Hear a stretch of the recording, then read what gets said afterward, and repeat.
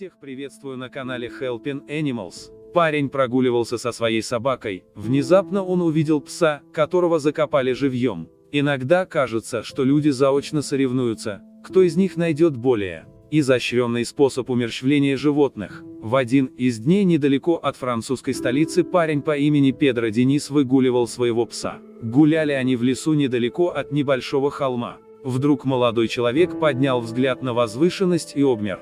На него прямо из-под земли смотрела голова бордоского дога. Это не была скульптура, высеченная из камня. Это была настоящая собака, закопанная в землю. Судя по грязи на голове, дог был закопан полностью, но каким-то образом животное сумело немного выбраться. Правда, откопаться полностью у собаки, скорее всего, не хватило сил. И теперь вместо быстрой смерти от недостатка воздуха ее ждали долгие мучения и гибель от жажды. К счастью, Педро случайно увидел пса. Он и его собака бросились освобождать несчастного пленника.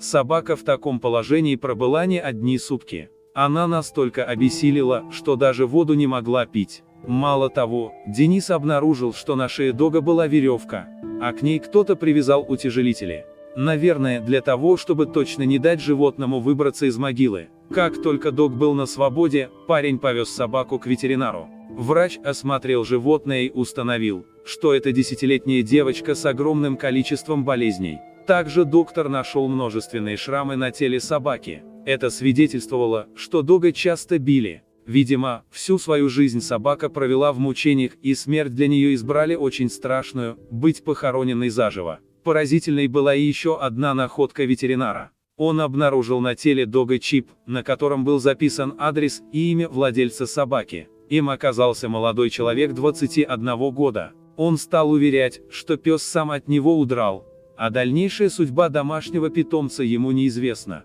Но ветврач опровергнул это.